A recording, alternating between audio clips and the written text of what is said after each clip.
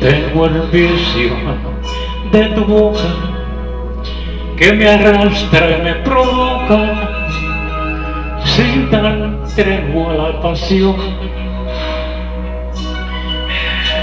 Tengo el vicio de quererte que me lleva a la muerte. Si algún día de repente alguien me roba tu amor,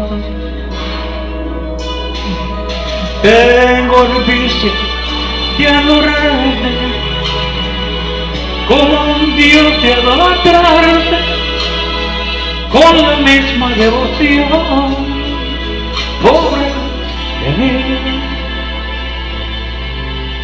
no hay placer más excitante, más total ni alucinante